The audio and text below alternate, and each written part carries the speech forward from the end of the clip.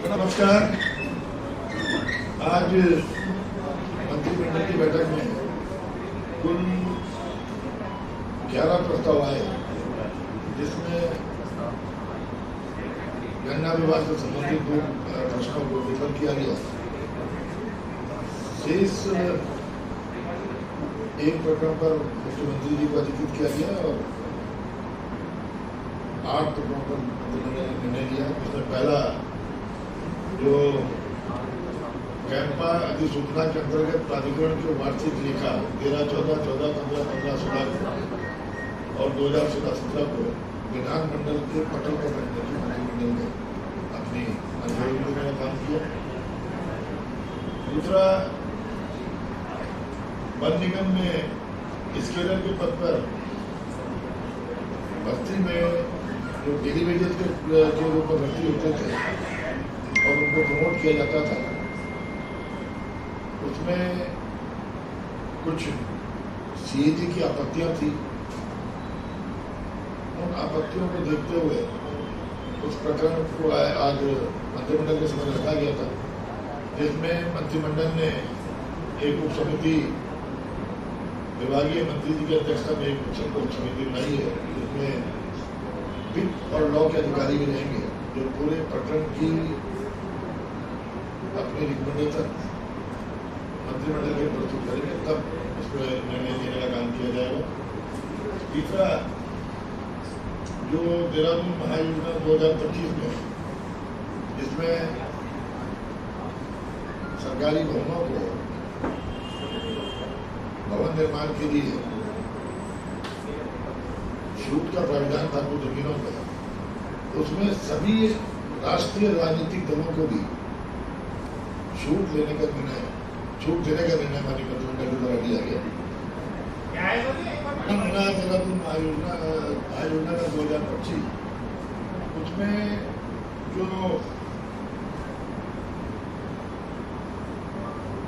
आवासीय भू उपयोग के अंतर्गत स्थानीय निकाय, राज्य और केंद्र सरकार एवं सार्वजनिक उपक्रम के कार्यालय प्राधिकरण बोर्ड से अनुमानित किए गए थे, उसमें सभी राष्ट्रीय राजनीतिक दलों के कार्यालयों को भी सम्मिलित करने का निर्णय किया। सभी राष्ट्रीय राजनीतिक दलों के कार्यालय, राष्ट्रीय दल जितने हैं, अब भविष्य में जो भी राजनीतिक दल निर्माण करना चाहेंगे उनको भी अनुमति होगी।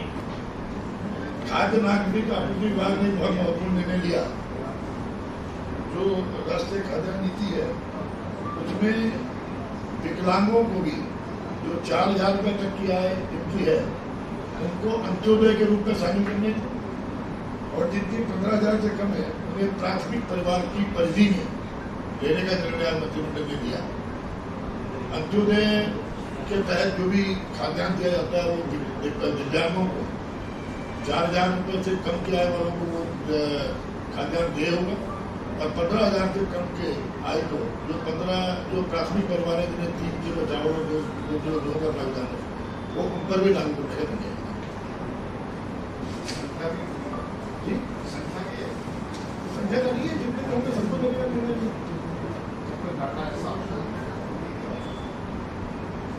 एक महत्वपूर्ण निर्णय कोविड की परिस्थिति को देखते हुए मंत्रिमंडल के द्वारा लिया गया, जिससे जो कोविड के महामारी के कारण जो कई जगह परीक्षाएं जो होनी थी नहीं हो पा रही थी, और कई जगह परीक्षाओं को आयोजित करने के बावजूद स्थगित करने का निर्णय लिया गया। ऐसे में कई ऐसे नौजवान हैं जिनकी उम्र बढ़ गई थी और वो इसमें शामिल नहीं हो पा रहे थे, तो 1 वर्ष की छूट कोविड की महामारी को देखते हुए जो 30 जून 22 तक लागू रहेगी। मंत्रिमंडल ने इसको 30 जून 22 तक लागू करने का निर्णय लिया। जिनके फॉर्म भरे जा चुके हैं, उनके लिए अलग से एक विज्ञप्ति जारी होगी। जो पूर्व में आवेदन कर चुके हैं, उन लोगों को दोबारा आवेदन करने की आवश्यकता नहीं होगी। जिनकी एज एक्सीड कर गई है, उन लोगों को उसमें 1 वर्ष की छूट की अवधि के साथ फॉर्म भरने की अनुमति दे। इस महीने से ये 30 जून, लेकिन जुलाई से मांगी है जनवरी से। ये 30 जून तक, जुलाई से होता है ना, जुलाई 1 जुलाई को ये मानी जाती है कि 1 जुलाई को इतनी उम्र पूरी कर दी है, इसलिए उसको 30 जून तक कर दिया गया है, 22 तक 1 वर्ष की छूट देने का।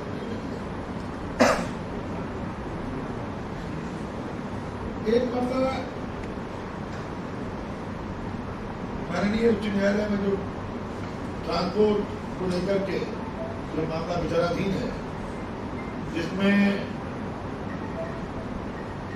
परिवहन विभाग को कर्मचारियों की तनख्वाह देने के लिए एक मुफ्त सहायता का एक प्रस्ताव था विभाग का, जिस पर मंत्रिमंडल ने मुख्यमंत्री जी को इसके लिए अधिकृत किया है। इस प्रकरण में पूरे आंकड़ों के साथ परिवहन मंत्री जी के साथ सचिव परिवहन और वित्त के अधिकारी के साथ चर्चा करने के बाद ये प्रस्ताव मुख्यमंत्री जी के समक्ष प्रस्तुत किया जाएगा, जिसमें मुख्यमंत्री का अधिकृत किया जाएगा कि प्रस्ताव में निर्णय लेने की। एक पूर्व में जो हमारे 3 मेडिकल कॉलेजेज हैं, Srinagar medical college, Dehradun medical college और हल्द्वानी मेडिकल कॉलेज, इनमें इनके संचालन के लिए 501 नए पद सृजित करने का निर्णय लिया गया सरकारों के लिए, जिसमें श्रीनगर के लिए 122, देहरादून में 250 और हल्द्वानी मेडिकल कॉलेज के लिए 129 पद, टोटल 501 पदों के सृजन का निर्णय मंत्रिमंडल के द्वारा लिया गया। इसके अलावा जो श्रीनगर में सुपर फैसिलिटी हॉस्पिटल के संचालन के लिए जो है 44 पद जो सुपर स्पेशलिस्ट के होंगे, ताकि वो सुपर फैसिलिटी हॉस्पिटल जो है उसका संचालन जनहित में किया जा सके, 44 पदों के सृजन का निर्णय भी माननीय मुख्यमंत्री जी, ये अलग से सुपर फैसिलिटी वाले 44 पद अलग से, कुल मिला के 545 हॉस्पिटल की फैकल्टी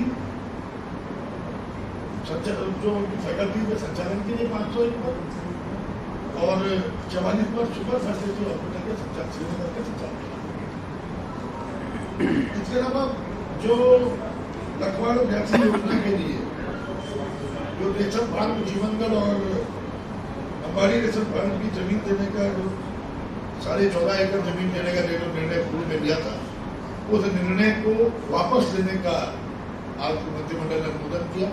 ये जमीन रेशम विभाग के पास पूर्ववत बनी रहेगी, ताकि रेशम के जो रेशम की खेती से जुड़े हुए जो हमारे किसान काश्तकार हैं उनके ऊपर जो विपरीत प्रभाव न पड़े, तो मंत्रिमंडल ने जमीन को वापस लेने का निर्णय लिया। ये देखिए, पुनर्वास नीति में जो पुनर्वास नीति है जो प्रोजेक्ट के लिए, उसमें स्पष्ट प्राविधान है 4 गुना अधिक पैसा देने का, कहीं पर रिहेबिलिटेशन की अनिवार्यता नहीं है। तो उस नीति का अंततः पालन करते हुए प्रभावित लोगों को उस नीति के अनुसार मुआवजे का भुगतान किया जाए। इसके साथ साथ ये क्योंकि उस जमीन पर देखिए इतने नंबर नहीं है, लेकिन क्योंकि इसमें कुल मिलाकर के 38,000 पेड़ सैकड़ों के हैं, 2 लाख पेड़ों की नर्सरी है, 2 ट्यूबवेल हैं, 3 चाटी केंद्र हैं, 1 बुनाई सेंटर है, और अंबाड़ी फार्म में 8,000 सैकड़ों के पेड़ हैं, 3 लाख पेड़ों की नर्सरी है, 1 ट्यूबवेल है, 1 चाटी केंद्र है और 1 बुनाई केंद्र भी स्थापित है। इसलिए इन पर विपरीत प्रभाव न पड़े किसानों पर, इसलिए नंबर मेरे पास उपलब्ध नहीं है। अगर जब नंबर लागू करूँगा आपको उपलब्ध नहीं रहेगा, दिखा नहीं रहेगा।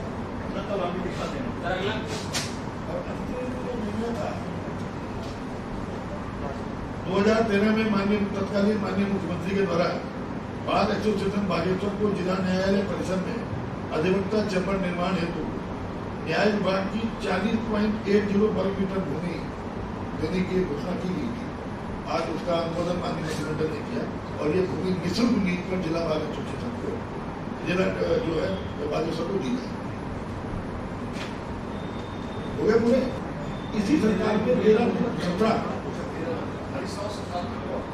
मंत्रिमंडल बैठक में जनपद देहरादून स्थित राजकीय नेशनल बैंक जीवन ग्राम देहात की भूमि को लखवाड़ काशी चंद्रपुर परियोजना हेतु आवंटन के निरस्तीकरण का एक प्रस्ताव आया था। ये हरियाणा की सरकार को ये निरस्तीकरण के लिए देहरादून 2017 को आया था, जिसको उस समय डिफर कर दिया गया था।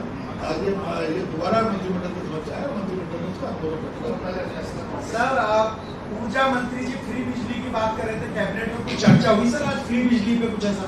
देखिए, अभी कैबिनेट में सारे कोई चर्चा नहीं हुई है, क्योंकि आप जानते हैं कैबिनेट में विभागीय प्रस्ताव कैबिनेट के समझ प्रस्तुत किया जाता है, तो अभी तो विभागीय प्रस्ताव समझ में नहीं आया। सर, उत्तर प्रदेश में तो कांवड़ यात्रा का संचालन है, लेकिन उत्तराखंड ने स्थगित कर दी यात्रा, तो ऐसे में कांवड़िए देखिए परिस्थितियों में पूर्व में भी सरकार के द्वारा स्थगित किया गया था। उसके बाद जब ये बात चली कि इसको कर दिया जाए, तो इसमें पुनर्विचार का निर्णय लिया था। लेकिन जिस तरह से राज्य में एसोसिएशन के साथ साथ प्रधानमंत्री जी के द्वारा भी चिंता प्रकट की गई कि तीसरी लहर आने की संभावना है, और ऐसी संभावना को देखते हुए धर्म के प्रति आस्था होनी चाहिए, लेकिन धर्म के प्रति आस्था का मतलब नहीं है कि हम आम आदमी के जीवन के साथ खिलवाड़ करें। इस स्थिति को देखते हुए कांवड़ यात्रा को हमारी सरकार ने स्थगित कर दिया। योगी जी नाराज चल नहीं कह रहे, आपने स्थगित कर दिया। योगी जी बड़े हृदय के आदमियों को भी नाराज नहीं होते। सर रोकेंगे कैसे? फोर्स लगाया जाएगा कैसे? सरकार जो पड़ोसी राज्य हैं, न केवल उत्तर प्रदेश, पड़ोसी राज्यों में जहाँ जहाँ से कांवड़ यात्री आते हैं, उनकी सरकार से हमारी सरकार वार्ता कर रही है, और हम कोशिश कर रहे हैं कि ये जो मूल स्रोत है वहीं पर इसको रोक दिया।